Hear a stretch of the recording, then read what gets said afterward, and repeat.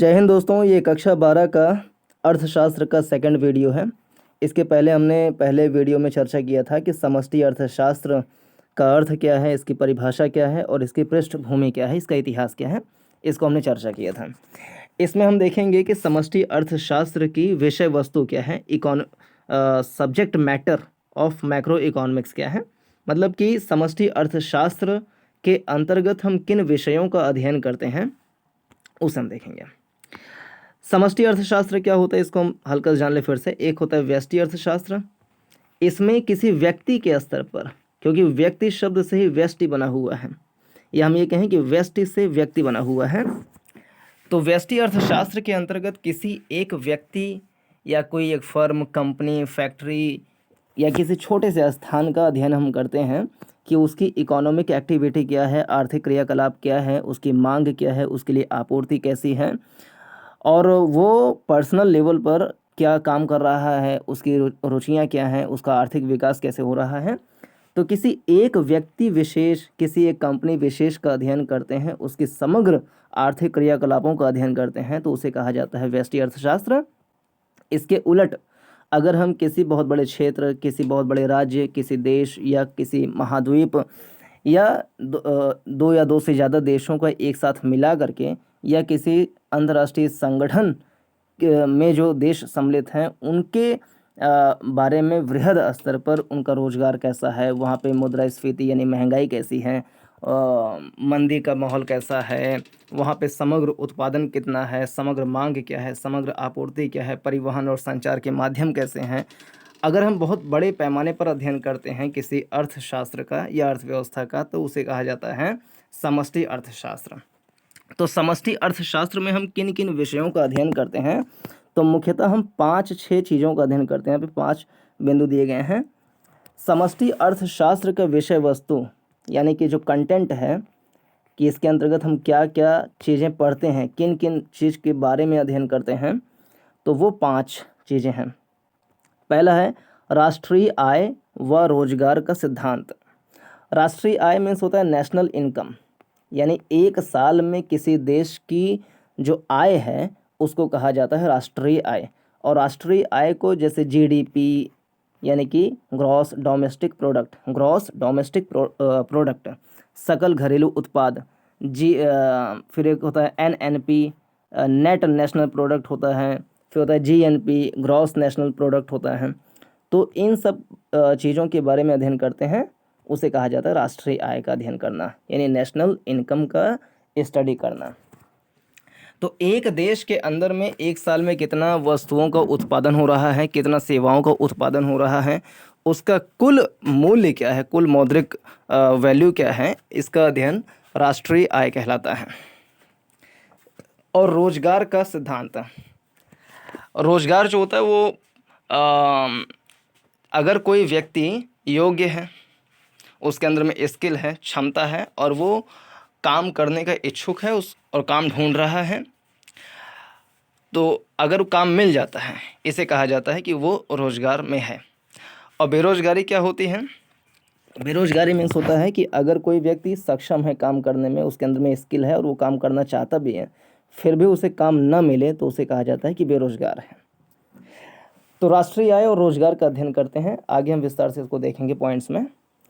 फिर दूसरा है सामान्य मूल्य स्तर और मुद्रास्फीति का अध्ययन करना, यानी देश में जो वस्तुएं हैं या सेवाएं हैं, सेवाएं क्या होती हैं कि शिक्षा ले रहे हैं तो उसका फीस क्या है, मेडिकल सेवाएं ले रहे हैं तो दवाइयों का या ऑपरेशन का या मेडिकल जो भी चीज़ें होती हैं उसका मूल्य क्या है, प्राइस क्या है, या परिवहन या मोबाइल का रिचार्ज हम करा रहे हैं, इंटरनेट सेवाएं ले रहे हैं, इंटरनेट सर्विसेज ले रहे हैं, तो उसका प्राइस क्या है, तो इसे कहते हैं सेवाओं का मूल्य। तो वस्तुओं और सेवाओं का मूल्य क्या है, इसका अध्ययन करते हैं समष्टि अर्थशास्त्र के अंतर्गत। और मुद्रास्फीति, मुद्रास्फीति को सामान्य भाषा में महंगाई कहा जाता है। ठीक, जैसे किसी एक साल किसी वस्तु का मूल्य मान लीजिए कि 100 रुपये है, अगले साल उसका मूल्य हो जाता है 110 रुपये, तो इसमें उस वस्तु में 10% का मुद्रास्फीति हो गया, यानी कि महंगा हो गया वो, इसे कहते हैं मुद्रास्फीति। फिर व्यापार चक्र का सिद्धांत पढ़ते हैं। व्यापार क्या होता है? व्यापार मीन्स होता है कि जब कोई एक व्यक्ति है वो किसी एक वस्तु को उठाया, उसको ले करके किसी दूसरे स्थान पे बेच दिया, और इस वस्तु का मूल्य मान लीजिए 10 रुपये था और यहाँ पे 15 का बेच दिया। तो किसी वस्तु को कम दाम पे खरीद के उससे ज़्यादा दाम पर बेच देना और किसी एक स्थान से उठा करके किसी दूसरे स्थान पर बेच देना, किसी एक व्यक्ति से लेकर के किसी अन्य व्यक्ति को बेच देना, इस क्रियाकलाप को कहा जाता है व्यापार करना। और व्यापार में प्रॉफिट देखा जाता है कि लाभ क्या है।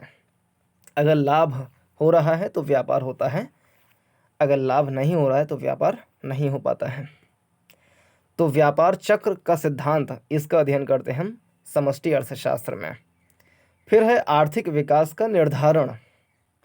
आर्थिक विकास, इकोनॉमिक डेवलपमेंट देश के अंदर में जो होता है, तो किन किन कारकों को हम देखेंगे तो हम कह सकेंगे कि देश का आर्थिक विकास सही राह में है।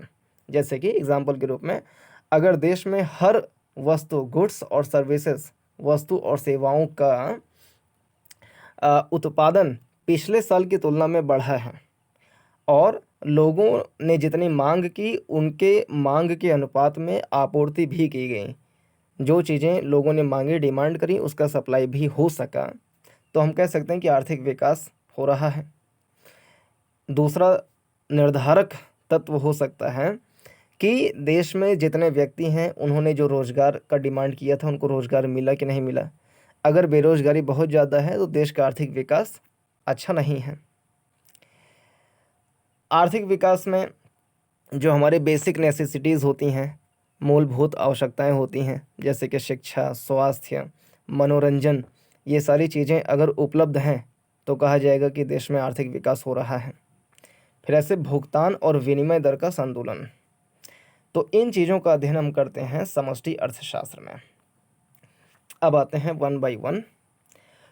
पहला, राष्ट्रीय आय व रोजगार का सिद्धांत समष्टि अर्थशास्त्र के अंतर्गत प्रमुख रूप से अर्थव्यवस्था में रोजगार व राष्ट्रीय आय का निर्धारण शामिल है, क्योंकि यही अनैच्छिक बेरोजगारी का कारण बनते हैं। तो इसमें पहला शब्द है नेशनल इनकम, राष्ट्रीय आय। राष्ट्रीय आय जैसा पहले बताएं कि एक कोई देश है, इस देश में एक साल के अंदर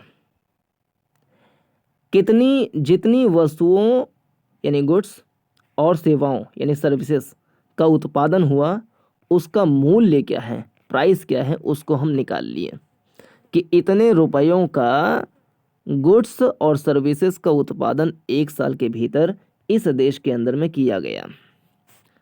दूसरी बात, इस देश के लोगों ने किसी अन्य देश में जा कर के अगर कोई आर्थिक उद्यम किया, कोई काम किया, फैक्ट्री लगाई, कंपनी स्थापित की, तो उस कंपनी ने कितना रुपए कमाया वहाँ पर, इन दोनों को हम जोड़ लें तो कहा जाएगा कि ये राष्ट्रीय आय है।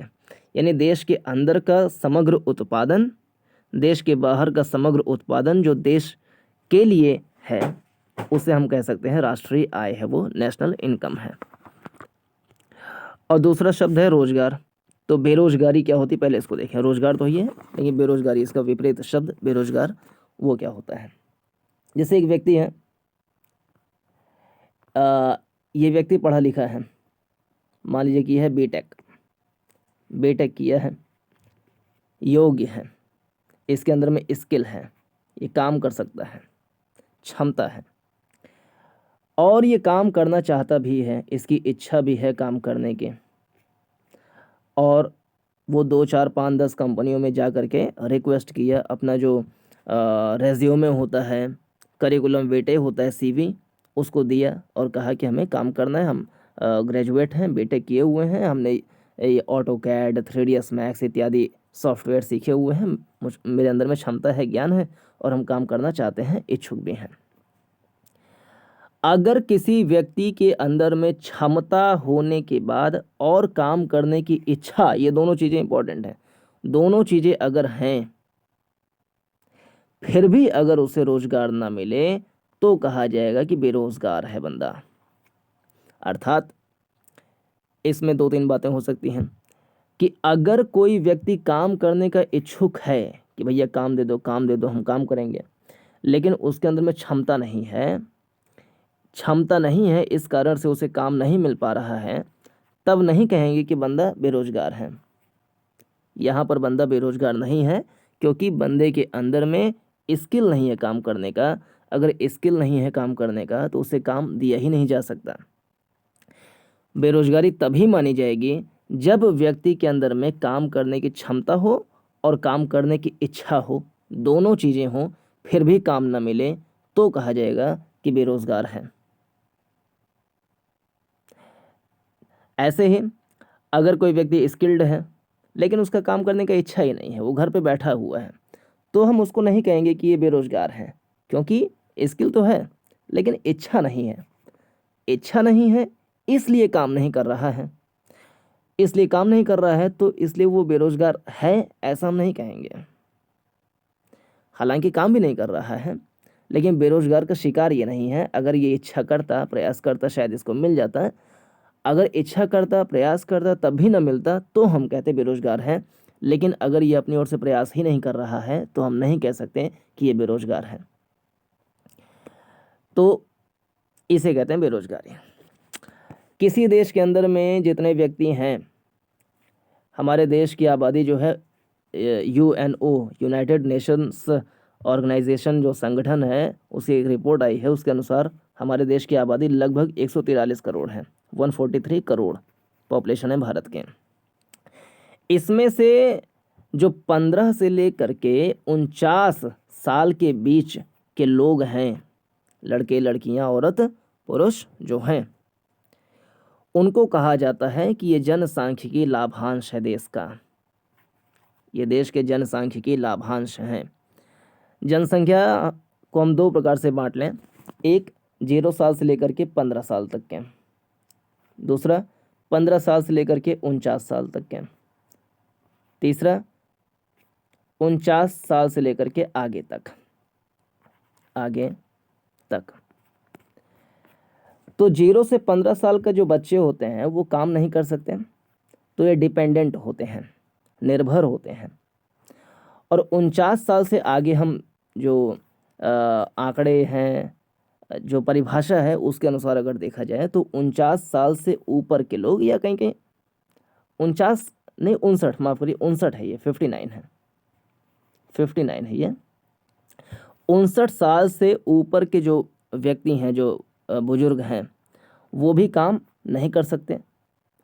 कर भी सकते हैं तो उनको गिना नहीं जाता कि ये काम कर रहे हैं। ऐसा सामान्यतः माना जाएगा कि हाँ, ये अब कार्यशील नहीं रह गए हैं, ये भी निर्भर हो गए हैं। तो 0 से 15 साल के बच्चे, यानी 15 साल से कम उम्र के सभी, और 59 साल से ऊपर के सभी लोग कार्यशील नहीं हैं, वर्किंग पीपल नहीं हैं, ये लोग डिपेंडेंट पीपल हैं, निर्भर पीपल हैं। तो बच्चा 15 साल से 59 साल के बीच, इन्हें कहा जाता है ये कार्यशील आबादी हैं, ये काम करने में सक्षम हैं। अगर किसी देश में 15 साल से 59 साल के बीच के जो व्यक्ति हैं उनको कहा जाता है जनसांख्यिकी लाभांश। तो भारत में 15 से 59 साल के बीच में जो व्यक्ति हैं वो दुनिया में सबसे ज़्यादा भारत में पाए जाते हैं। यानी भारत में जनसांख्यिकी लाभांश, डेमोग्राफिक डिविडेंड बहुत ही सुदृढ़ है, अच्छा है। अगर डेमोग्राफिक डिविडेंड अच्छा होता है, यानी जनसांख्यिकी लाभांश अर्थात 15 से 59 साल के बीच के बहुत ज़्यादा लोग अगर किसी देश में हैं, तो इसका फ़ायदा ये है कि वो उत्पादन कार्य करने में सक्षम है, फैक्ट्री में काम करने में सक्षम है, वस्तुओं और सेवाओं के उत्पादन कार्य करने में सक्षम है। इससे देश का राष्ट्रीय आय बढ़ता है। अगर डेमोग्राफिक डिविडेंड ज़्यादा है तो ये निर्भरता इनकी नहीं रहेगी किसी के ऊपर, तो ये भी फ़ायदा है। और ये रोजगार करेंगे, कुछ ना कुछ काम करेंगे, इससे देश का आर्थिक विकास होगा। तो पहला विषय वस्तु समष्टि अर्थशास्त्र में पढ़ते हैं कि राष्ट्रीय आय और रोजगार का सिद्धांत, ये पहला हो गया। सेकंड है सामान्य मूल्य स्तर और मुद्रास्फीति। समष्टि अर्थशास्त्र के अंतर्गत सामान्य मूल्य स्तर के सिद्धांत को स्पष्ट किया गया है और इसके अध्ययन क्षेत्र के अंतर्गत मुद्रास्फीति, अवस्फीति दर, अत्यधिक मांग, समग्र मांग, कीमत निर्धारण आदि को समाहित कर विश्लेषण करने का प्रयास किया गया है। अब देखते हैं वन बाय वन चीज़ों को। समष्टि अर्थशास्त्र के अंतर्गत सामान्य मूल्य स्तर के सिद्धांत, जैसे कि मुद्रास्फीति। मुद्रास्फीति को इंग्लिश में कहते हैं इन्फ्लेशन। एग्जाम में हम ऐसे ये शब्द लिखें मुद्रास्फीति, ब्रैकेट में लिख दें इन्फ्लेशन, तो इसका भी इम्पैक्ट पड़ेगा, अच्छा नंबर मिलने की संभावना हो जाएगी कि आपको जो तकनीकी शब्द हैं, जो टर्मिनोलॉजीज़ हैं, उसका इंग्लिश अनुवाद भी पता है, तो इसका इम्पैक्ट पड़ेगा ही। मुद्रास्फीति इन्फ्लेशन मीन्स होता है कि किसी साल, फॉर एग्जांपल 2022 में अगर किसी वस्तु, फॉर एग्जांपल चेयर ले लें या कोई बुक ले लें, कोई भी आर्टिकल सामान ले लें, 2022 में किसी वस्तु का मूल्य था 100 रुपये और 2023 में उसी वस्तु का मूल्य हो गया 120 रुपये, तो महंगाई हो गई, 20 रुपये महंगा हो गया। तो हर 100 रुपये के पीछे जितने रुपए बढ़ गए, जैसे 100 रुपये का था 20 रुपये बढ़ गया, तो इसी 20 रुपये को कहा जाएगा कि 20 रुपये का इन्फ्लेशन हो गया, 20 रुपये का मुद्रास्फीति हो गया, चीज़ 20% महंगी हो गई। तो महंगाई किसी व्यक्ति विशेष का अध्ययन नहीं करते। महंगाई होता है किसी देश का, किसी देश में महंगाई होती है। तो वो देश जो है वो बड़ी इकाई है, बड़ी भौगोलिक इकाई है, इसीलिए समष्टि अर्थशास्त्र में हम इसका अध्ययन करते हैं। दूसरा है अवस्फीति दर, यानी कि डिफ्लेशन। वो है इन्फ्लेशन और यह डिफ्लेशन। डिफ्लेशन उसका उल्टा है, जैसे किसी वस्तु का मूल्य किसी साल 100 रुपये था, अगले साल उसी वस्तु का मूल्य हो गया, मान लीजिए 80 रुपये हो गया, तो 20 रुपये घट गया, कम हो गया, तो इसे कहेंगे अवस्फीति, यानी महंगाई दर घट जाना। अत्यधिक मांग का हम अध्ययन करते हैं। जो भी मूलभूत आवश्यकता वाली चीज़ें होती हैं, जैसे कि भोजन हो गया, तो इसकी अत्यधिक मांग हर समय बनी रहती है। समग्र मांग, यानी किसी देश के सभी लोग समग्रता में किस चीज़ की मांग कर रहे हैं। जैसे ऐसा समझा, एक व्यक्ति है, ये मांग कर रहा है कि मुझे चाहिए किताब, कोई दूसरा व्यक्ति है वो मांग कर रहा है मुझे चाहिए कॉपी, कोई तीसरा है वो मांग कर रहा है किसी का, चौथा है मांग कर रहा है किसी चीज़ का। तो इन सब के मिला करके समग्र मांग क्या है, कुल मिला करके मांग क्या है, किन किन चीज़ों का है, उसे कहा जाता है समग्र मांग। तो इन सब चीज़ों का हम अध्ययन करते हैं समष्टि अर्थशास्त्र में। तीसरा है व्यापार चक्र का सिद्धांत। समष्टि अर्थशास्त्र में व्यापार चक्र के सिद्धांत का अध्ययन भी एक महत्वपूर्ण विषय है। व्यापार चक्र में समृद्धि व मंदी के समय रोजगार में उतार चढ़ाव आदि का भी अध्ययन किया जाता है। इसके संतुलन के लिए कई नीतियों का भी निर्माण किया जाता है, जिससे पूर्ण रोजगार, निर्गत तथा आय के स्तर पर संतुलन के साथ आर्थिक स्थिरता को प्राप्त करना मुख्य लक्ष्य माना जाता है। देखिए अब समझते हैं इसको। व्यापार चक्र का सिद्धांत में हम क्या पढ़ते हैं? समष्टि अर्थशास्त्र में व्यापार चक्र के सिद्धांत का अध्ययन भी एक महत्वपूर्ण विषय है। ठीक, व्यापार चक्र में समृद्धि व मंदी के समय रोजगार में उतार चढ़ाव का भी अध्ययन किया जाता है। अब इस लाइन को समझते हैं। समृद्धि मीन्स क्या होता है कि जैसे एक देश है, इसने किसी एक साल जो उत्पादन किया वो मान लीजिए किया 1 लाख करोड़ रुपए का चीज़ों का उत्पादन किया। अगले साल उसी देश ने 2 लाख करोड़ रुपए की चीज़ों का उत्पादन कर लिया, तो स्थिति क्या हुई? बेहतर हुई। पिछले साल 1 लाख करोड़ रुपए की चीज़ों का उत्पादन हुआ था, इस साल 2 लाख करोड़ रुपए की चीज़ों का उत्पादन हुआ है, यानी कि जो उत्पादन है वो बढ़ा। अब सोचिए, अगर उत्पादन बढ़ा है, चीज़ों का जो प्रोडक्शन है वो बढ़ा है, इसका मतलब कि लोगों को रोज़गार मिलेगा, मिलेगा। ज़्यादा से ज़्यादा लोग काम किए होंगे, उनको काम मिला होगा, तो उन लोगों ने उत्पादन कार्य किया, उत्पादन बढ़ गया। यानी जब समृद्धि होती है तो रोज़गार बढ़ जाता है। और मंदी क्या होता है? मंदी इसका विपरीत। किसी साल उत्पादन था 1 लाख करोड़ रुपए का, लेकिन अगले साल उसका उत्पादन रह गया 50,000 करोड़ रुपए का, यानी आधा हो गया। अगर उत्पादन आधा हुआ है तो इसका मतलब कि रोजगार में कमी आई होगी। तो इसे कहते हैं कि अगर किसी देश में पिछले साल की तुलना में उत्पादन बढ़ा है तो रोजगार भी बढ़ेगा। मतलब रोजगार बढ़ने के और भी कारण होते हैं, या बेरोजगारी बढ़ने के और भी कारण होते हैं, लेकिन एक सामान्य कारण इसको हम देख सकते हैं। अगर सारी चीज़ें स्थिर रहें, सारी स्थितियां अनुकूल रहें, तो उत्पादन और रोजगार के बीच में संबंध ये होता है कि अगर उत्पादन बढ़ेगा रोजगार बढ़ेगा, अगर उत्पादन घटेगा रोजगार घटेगा। तो इस चीज़ का हम अध्ययन करते हैं समष्टि अर्थशास्त्र में। इसके संतुलन के लिए कई नीतियों का भी निर्माण किया। संतुलन मीन्स क्या? कि उत्पादन कार्य जितना हो रहा है उसी अनुपात में रोजगार भी लोगों को मिले। ऐसा ना हो कि उत्पादन तो बढ़ गया लेकिन रोजगार नहीं बढ़ा।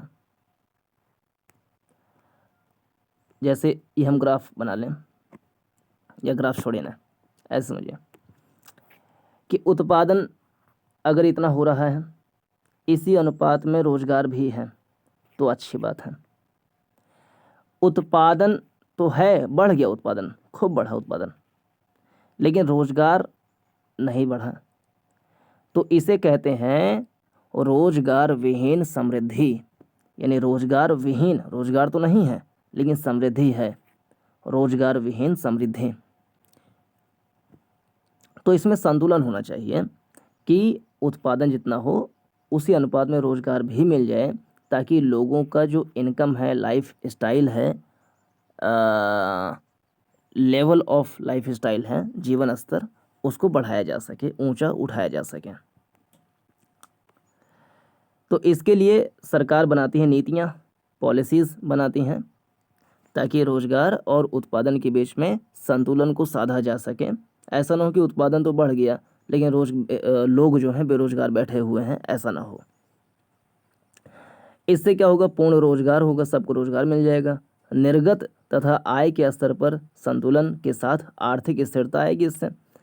अगर रोजगार लोगों का बढ़ा नहीं तो लोगों के जेब में पैसा नहीं है, लोगों के पास पैसा नहीं है तो वो बाज़ार में जाके चीज़ों की मांग नहीं करेंगे, खरीदेंगे नहीं, और चीज़ों की मांग ही नहीं होगा तो चीज़ों का उत्पादन कहाँ को होगा, और चीज़ों का उत्पादन ही नहीं होगा तो देश का विकास कैसे होगा? अगर देश का विकास ही नहीं होगा तो देश में आर्थिक अस्थिरता आ जाएगी। इसीलिए आर्थिक स्थिरता को बनाए रखने के लिए हमें लोगों को रोजगार और उत्पादन के बीच में संतुलन साधना ही होगा। चौथी चीज है आर्थिक विकास का निर्धारण। समष्टि अर्थशास्त्र में हम आर्थिक विकास का निर्धारण करते हैं। समष्टि अर्थशास्त्र किसी देश में आर्थिक विकास के निर्धारण में सहायक होता है। इसी उद्देश्य से आर्थिक विकास के सिद्धांत को समष्टि अर्थशास्त्र की एक महत्वपूर्ण शाखा के रूप में विकसित किया गया है। इस सिद्धांत के अंतर्गत आय सृजन, निवेश की दोहरी भूमिका, कैपिटल स्टॉक, स्थिरता यानी मुद्रास्फीति या मुद्रास्फीति के बिना, तथा आय या मांग की दर में वृद्धि आदि समाहित हैं। आर्थिक विकास क्या है कि पिछले साल की तुलना में अगले साल उत्पादन बढ़ गया, आर्थिक विकास हो गया। सिंपल सा। आर्थिक विकास और आर्थिक समृद्धि, समृद्धि दो चीज़ें होती हैं। एक होता है आर्थिक समृद्धि। आर्थिक समृद्धि का मतलब यही है कि पिछले साल की तुलना में उत्पादन में वृद्धि हो गई है। लेकिन आर्थिक विकास का मतलब होता है कि लोगों का जीवन स्तर जो है पिछले साल की तुलना में बढ़ा है। ऐसा हो सकता है कि देश में आर्थिक समृद्धि तो बढ़ जाए, यानी चीज़ों का उत्पादन तो बढ़ जाए, देश समृद्ध तो हो जाए, लेकिन सभी लोगों का विकास नहीं हो सके, ऐसा संभव है। लेकिन अगर सभी लोगों का विकास होगा, सभी लोगों को शिक्षा, सभी लोगों को स्वास्थ्य, सभी लोगों को अनुकूल स्थितियां अगर मिलेंगी, तो देश में समृद्धि होगा ही होगा, ये तो निश्चित ही है। लेकिन अगर देश में समृद्धि नहीं है तो आर्थिक विकास भी होना मुश्किल है। देखिए, 3-4 बातें हैं। देश में आर्थिक समृद्धि अगर है तो संभव है कि देश में आर्थिक विकास भी हो, और ये भी संभव है कि आर्थिक विकास ना हो, क्योंकि समृद्धि का जो लाभ है वो कुछ ही लोगों तक पहुंच पाए। देश में कुछ ही लोग अमीर रह गए, कुछ ही लोगों का विकास हो सका, सब लोगों का विकास नहीं हो पाया। तो ऐसा हो सकता है, यानी समृद्धि हो जाए लेकिन सबका विकास ना हो, ऐसा हो सकता है। और सबका विकास हो जाए, ऐसा भी हो सकता है। अगर जो लाभ मिल रहा है उसका वितरण सभी लोगों तक आनुपातिक रूप से न्यायपूर्ण तरीके से हो, तो सभी का विकास होगा। अगर लाभ का धन कुछ ही लोगों तक संकेंद्रित रह जाता है, सेंट्रलाइज्ड रह जाता है, कुछ ही लोगों तक सीमित रह जाता है, तो हम कहेंगे कि देश में जो लाभ हुआ, जो उत्पादन हुआ, उसका लाभ कुछ लोगों ने उठाया, कुछ लोगों का विकास हुआ, कुछ लोगों की आर्थिक स्थिति बेहतर हुई, लेकिन समग्र रूप में देश का विकास नहीं हो पाया। बहुत सारे लोग गरीब, भूखमरी के शिकार बने रहें और देश में भिक्षावृत्ति, जो बेगरिंग है, वो स्थितियां बनी रहीं। अब दूसरी चीज़, अगर देश में विकास है, यानी सभी लोगों के पास में शिक्षा, स्वास्थ्य, मनोरंजन, बेहतर अवसर, रोजगार, अच्छा जीवन स्तर है अगर, तो देश में आर्थिक समृद्धि होगा ही होगा, ये तो निश्चित है।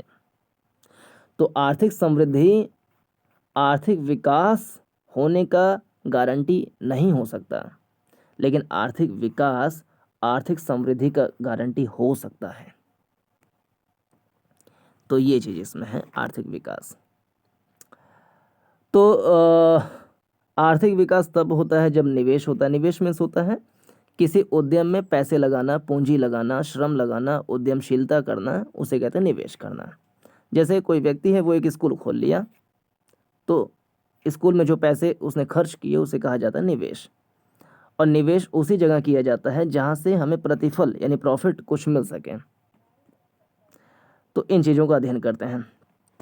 5वां है भुगतान और विनिमय दर का संतुलन। सिद्धांत भुगतान और विनिमय दर किसी भी देश की अर्थव्यवस्था के महत्वपूर्ण आर्थिक मापदंड है। भुगतान जहां एक और आर्थिक लेन देन है, वहीं विनिमय दर उस दर का निर्धारण है जिस पर किसी देश की मुद्रा का विदेशी मुद्राओं के लिए विनियमन किया जाता है। इस सिद्धांत के अंतर्गत सभी प्राप्तियां, पूंजी का हस्तांतरण व आयातित वस्तुओं के लिए भुगतान आदि का अध्ययन किया जाता है। देखिए, सिंपल सा बता दें, ये देश है अपना इंडिया, ये देश है अमेरिका। अमेरिका से हम जो जो चीज़ें मंगाएंगे अपने भारत में, तो उसके लिए हमें इनको देना होगा धन, पैसा देना होगा। तो जो हम पैसा चुकाते हैं, इसे कहा जाता है भुगतान कर रहे हैं। अर्थात अगर हम आयात ज़्यादा करेंगे, विदेशों से हम ज़्यादा चीज़ों को मंगाएंगे, तो हमें भुगतान भी ज़्यादा करना होगा। इसीलिए अच्छा ये होता है कि हम चीज़ों का आयात कम करें, अपने देश में ही उत्पादन करें। अगर अपने देश में ही उत्पादन करेंगे तो देश का जीडीपी बढ़ेगा और हमें भुगतान नहीं करना होगा दूसरे देशों को। अगर हम दूसरे देशों को भुगतान करेंगे तो हमारा जो पैसा है, हमारा जो रुपया है, वो कमज़ोर होगा और इनका जो डॉलर है वो मजबूत होगा। विनिमय दर क्या होता है? जैसे अपना देश है इंडिया और ये है अमेरिका। अमेरिका में जो करेंसी चलती है उसको कहते हैं डॉलर, और भारत में जो करेंसी चलती है उसको कहते हैं रुपया। अमेरिका का $1 जो है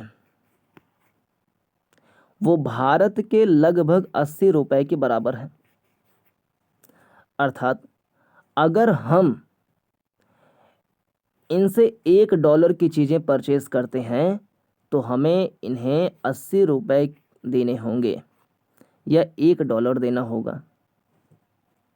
इनका $1 हमारे 80 रुपये के बराबर है। इसे कहते हैं विनिमय दर। यानी कि एक देश दूसरे देश के मुद्रा में जब व्यापार करता है तो उस देश का, जैसे भारत का, कितना रुपए उस देश के कितने डॉलर या कितने रियाल या कितने दिनार के बराबर है, इसे कहते हैं विनिमय दर। तो इसका अध्ययन करते हैं। समष्टि अर्थशास्त्र का महत्व क्या है? समष्टि आर्थिक विश्लेषण का महत्व सैद्धांतिक एवं व्यवहारिक दृष्टि से वर्ष 1929 की विश्वव्यापी महामंदी के बाद अत्यधिक बढ़ गया था। पिछले कुछ वर्षों में इसमें तीव्रतम वृद्धि हुई है। समष्टि आर्थिक विश्लेषण का अध्ययन कई कारणों से महत्वपूर्ण है जो निम्न प्रकार है। इसका महत्व क्या है? 5 महत्व यहाँ पे दे रखे हैं, 5 हैं। पहला, अर्थशास्त्र की कार्य प्रणाली को समझने में सहायक है ना, कि देश में रोजगार कैसा है, समग्र मांग क्या है, समग्र उत्पादन क्या है, समग्र सप्लाई क्या है, भुगतान क्या है, भुगतान संतुलन कितना है, आयात निर्यात कितने हो रहे हैं, व्यापार की स्थितियाँ क्या हैं, इन सब का अध्ययन हम कर सकते हैं आराम से। दूसरा, आर्थिक नीति का निर्धारण करने में सहायक है। जैसे अगर बेरोजगारी बहुत ज़्यादा है तो रोजगार हम कैसे दे सकें, उत्पादन बढ़ रहा है, रोजगार नहीं बढ़ रहा है, तो दोनों के बीच में संतुलन कैसे स्थापित करें। हम आयात ज़्यादा कर रहे हैं, इसके लिए हमें भुगतान ज़्यादा करना पड़ रहा है, तो हम देश के भीतर ही कैसे उत्पादन कार्य को बढ़ा सकें जिससे देश का राष्ट्रीय आय बढ़ सके।